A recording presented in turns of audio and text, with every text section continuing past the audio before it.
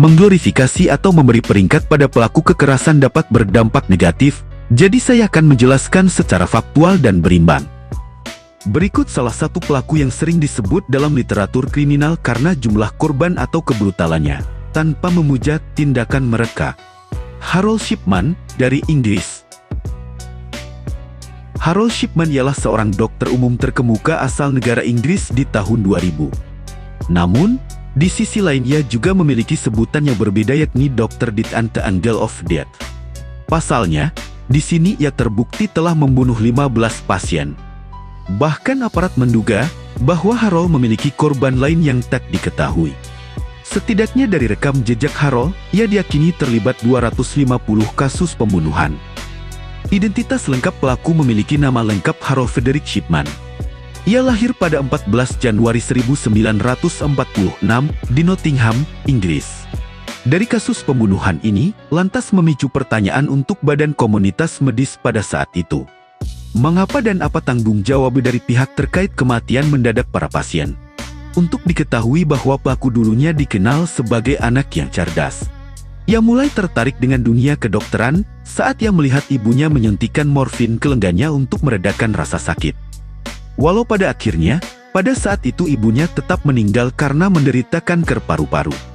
Pada tahun 1970, Harold menerima gelar kedokteran dari Universitas Leeds. Lalu beberapa tahun kemudian, pelaku tercatat sebagai dokter umum di Todmorden, Lancashire, Inggris. Melansir laporan Britannica, Harold pada tahun 1975 diketahui telah menulis beberapa resep palsu untuk obat bernama opiat petedin, yang membuatnya kecanduan dan dipaksa keluar dari praktiknya untuk direhabilitasi. Kasus fenomenal yang dikenal masyarakat terjadi pada tahun 1998. Pada saat itu salah satu pasien wanita berusia 81 tahun ditemukan tewas di kamarnya, beberapa saat setelah Harold mengunjunginya. Keluarga korban pun dibuat bingung atas kematian mendadak anggota keluarganya yang pada saat itu korban nampak dengan keadaan sehat.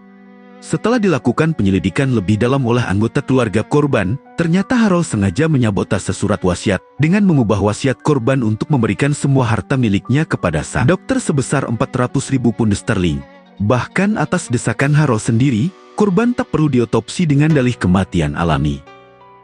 Di tahun 2005, aparat kemudian dihebohkan dengan laporan resmi yang menyatakan bahwa Harold telah membunuh 250 orang. Dalam laporan itu juga menjelaskan bahwa pelaku sering menyuntikkan dia morfin penghilang rasa sakit dengan dosis tinggi dan menandatangani surat kematian dengan alasan korban mati secara alami. Untuk mempertanggungjawabkan perbuatannya, Harold pada tahun 2000 divonis penjara seumur hidup tanpa jaminan bebas.